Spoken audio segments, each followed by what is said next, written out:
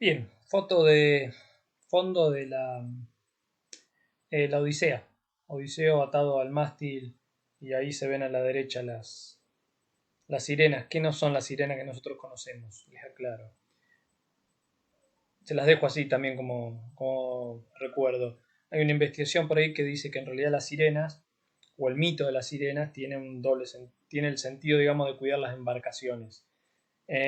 Por mucho tiempo, y más en el Mediterráneo, la navegación se hacía cercana a la costa. No había brújula, no había mapa, entonces la forma de saber dónde estaba era guiándote por la costa. El problema es que el Mediterráneo tiene costas muy rocosas en algunos lugares. Y en esas costas rocosas vive la foca del Mediterráneo, no recuerdo bien su nombre. Entonces el mito tiene este doble sentido, ¿no? Las focas serían las sirenas y no te acerques al canto de las sirenas. Claro, no te acerques al canto de la foca porque hay piedra, te vas a encallar. Bien, pasemos a lo nuestro. Yo les dije que le iba a dejar el capítulo 3, pero les voy a hacer un resumen mucho más allá del capítulo 3, porque prefiero que ustedes lo lean. Habla de la sociedad.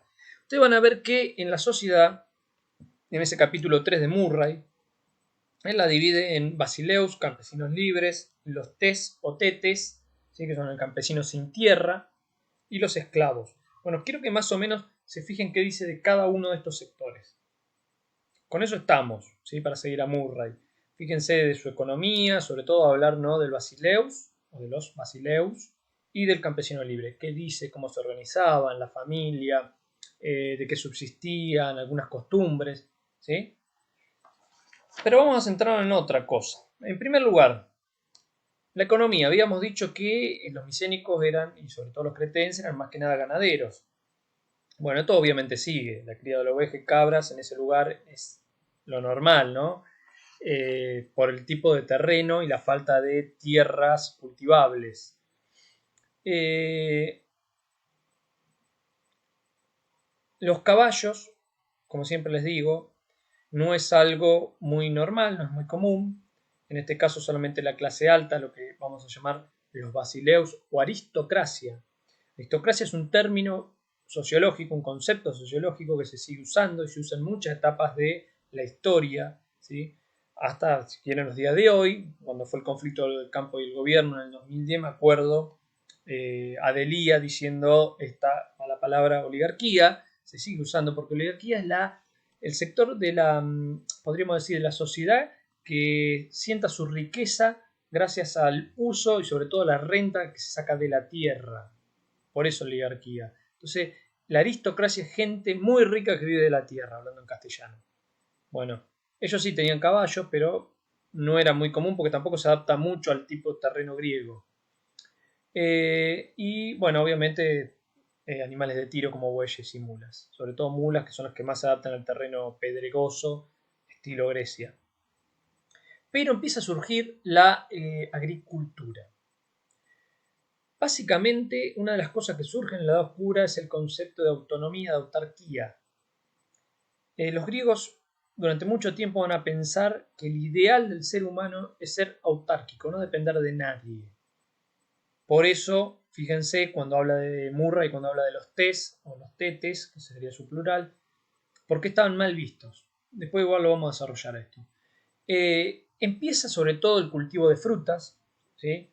Pera, manzanas, higos, olivas también. Bueno, obviamente había hortalizas, apio, por ejemplo, es de esta zona. Pero se empieza a cultivar sobre todo vid, ¿sí? Para hacer vino, la uva, el trigo y la cebada que venía de Mesopotamia, de Anatolia, que lo tenemos muy cerca en este caso. Hay un cambio entonces. La aristocracia se va a centrar más que nada en la ganadería, aunque va a conservar la agricultura por esta idea de autarquía. Porque si solamente tuviera carne, lana para vender para lo que sea, le sigue faltando el costado, digamos, de lo agrícola, entonces lo va a conservar. Pero acá lo importante, sobre todo para la aristocracia, es la ganadería. Van a ver qué pasa al revés por ahí con los pequeños campesinos. Pero, ¿cómo se gobernaban? estos señores? Bueno, para empezar está un poco discutido. No había reinos, las ciudades se vienen abajo, disminuyen su cantidad de personas, muchas desaparecen.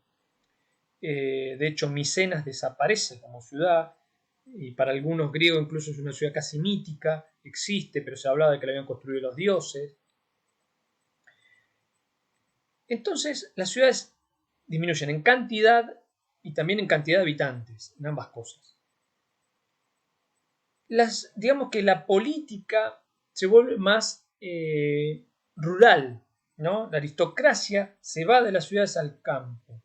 No hay un lugar que centralice, que administre. El palacio deja de existir. Los basileus es una aristocracia, no es un rey, que es el concepto que va a usar Homero, porque en la edad clásica Basileus es rey. Pero acá Basileus es aristocracia. Esta aristocracia entonces va a gobernar sin reyes, pero sin democracia todavía, que es un concepto que ni lo tenían ni pensado. ¿Sí? Había algunas, se está estudiando, pero a través de Homero podemos ver algunas cosas. Por ejemplo, en Homero aparece mucho la asamblea consultiva. Se ve que los basileus, la aristocracia, tenía líderes, también lo podemos ver en Homero, tenía líderes que guiaban a la comunidad, pero que la tenían que consultar al mismo tiempo. Aparece el tema de la asamblea, por ejemplo. Hay algunas menciones a consejos de ancianos también, seguramente, seguramente aristocráticos, o sea, conformados por Basileus. ¿Sí? Por ejemplo, algo que también está comprobado es el tema, por ejemplo, de la justicia. Se recurría a los Basileus como si fueran jueces, o sea, cuanto más prestigio tuviera el Basileus, más escuchado eran sus consejos, entre comillas, en el caso de la justicia, sus dictámenes. ¿Sí? Entonces se recurría, depende del problema, a basileus importantes para que resuelvan estos problemas, sobre todo si no eras parte de esa aristocracia, si eres un campesino pobre, por ejemplo. Las ciudades van a seguir amuralladas, obviamente, y van a empezar a tomar el centro, lo que podemos llamar el ágora, que surge primero como un mercado, pero que después, en la época clásica, hace referencia a la asamblea, el lugar donde se reúne la asamblea, pero que ahora el ágora es el mercado. Alrededor de ese mercado y de un templo, esas ciudades persisten, algunas, no todas, como dije. Bueno, economía, política. La comunidad, entonces, como lo van a ver en Murray, está dividida. Sobre todo podemos tomar dos grandes sectores, que son los basileus, la aristocracia que vive de la tierra, sobre todo de la ganadería. Y del otro lado, los campesinos pobres que tienen tierra, que se van a dedicar más a la agricultura porque necesitan comer, no se pueden dar el lujo de llenarlo de ovejas para esquilarlas. ¿Sí? Después hay otros que son los tes, que son los campesinos sin tierra, los más pobres, y los esclavos también, que lo va a desarrollar. Pero hagámosle un lugar a esta idea de autarquía y a también los artesanos. El artesano es una persona que trabaja para hacer algo y después vendérselo a otra persona. Eso, para los griegos y para la aristocracia de todas las culturas y de todos los tiempos, ve mal el trabajo para otra persona.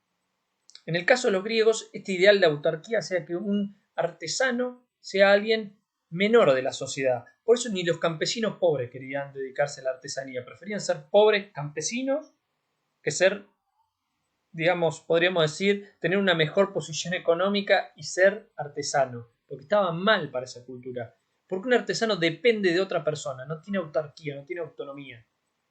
O sea, el artesano come si puede vender lo que hace. Y eso está mal. ¿Sí? En esa concepción está mal.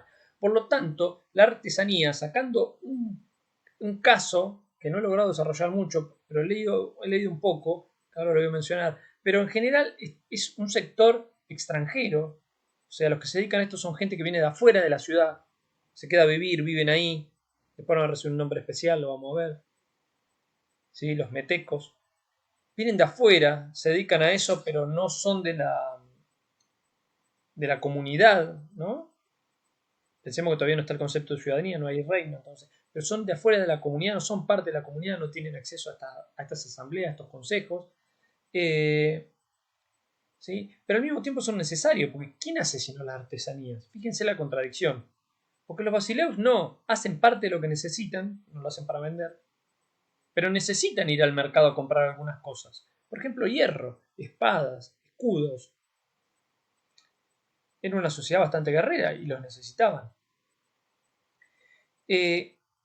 Por ejemplo, para tomar una relación entre la religión y la realidad, Hefesto, el dios de los griegos, de los artesanos, es un ser horripilante, deforme. ¿Por qué? Porque está mal visto. ¿Sí? Pero vamos a ver que esto se va a ir transformando cada vez más en un problema para la sociedad griega. Corinto, ¿sí? Una ciudad que está en un estrecho, el Peloponeso está conectado al continente por un muy estrecho, podríamos decir istmo, una lengüita de tierra muy finita, y ahí habían construido una especie de puente. Básicamente consistía en que varios bueyes los ataban a los barcos y lo arrastraban por arriba de una especie de rampa y lo soltaban cuando llegaban al final para que caigan del otro lado. Era una forma de ahorrarse un montón de tiempo. Entonces era una ciudad ubicada estratégicamente que conectaba el Egeo con el Mediterráneo, no, con el otro mar, que está a la izquierda en el mapa, que no recuerdo, no importa. Y ahí sí va a haber los comerciantes y porque los comerciantes también es otro que depende de vender, depende de otro, está mal, ¿sí? Entonces el comercio también está mal. Los que van al ágora son extranjeros o son parias, una de las dos. En Corinto no está tan desarrollado este miedo, porque Corinto, los mercaderes y los artesanos son muy importantes para la sociedad. Son casi aristocráticos, entonces no está tan. Pero es el único caso. En el resto de las ciudades es algo que está mal visto. Los espartanos lo van a llevar a su paroxismo, ¿sí? Pero los atenienses también lo van a desarrollar de esta forma. Y va a ser una contradicción cuando se empiezan a expandir. Lo mismo le va a pasar a Roma en algún sentido. Voy a cambiar la imagen porque no veo. Ahí está. ¿Cuánto de tiempo llevamos? ¿Qué más? No me quiero olvidar nada. La religión eran politeístas. Todos conocen más o menos Zeus era el dios máximo. Cada ciudad solía tener un dios o se atribuía su formación a un dios. No tenían los mitos, digamos, en cada ciudad o en cada momento van cambiando. La Odisea y la Ilíada un poco nos muestran, sirven si se quiere como una Biblia, pero los mitos van cambiando, dónde vivían y demás. Al principio, en esta época, lo que es la religión y la política van muy atadas, se resolvían muchas cosas con las predicciones, oráculos, pero vamos a ver que esto también va a ir cambiando. Había mucho ritual, ¿sí? Los sacerdotes en esta época eran profesionales y en general eran basileus, obviamente, porque eran los que controlaban los oráculos, controlaban la predicción de cosas, y eso quedaba en manos de esta clase, ¿sí? Que va a ser la que va a gobernar de alguna forma. Repito, no está clara, a pesar de las asambleas, estos consejos ancianos, pero que no está muy claro cómo lograron llevar adelante, porque estamos hablando de 300 años, no estamos hablando de poco tiempo.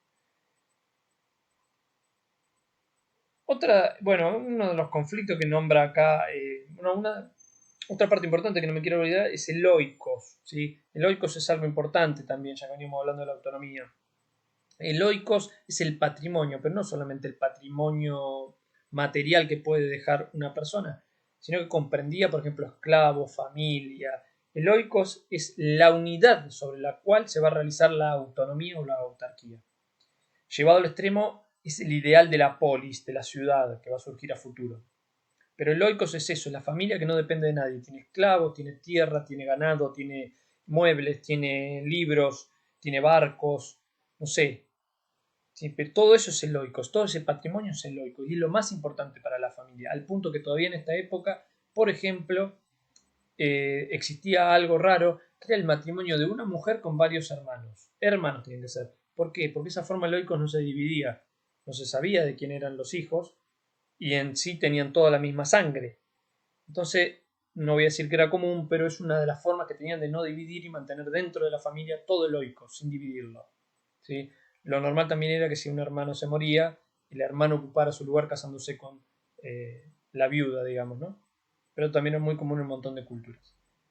Lean el capítulo 3 de Murray. Nos vemos la próxima.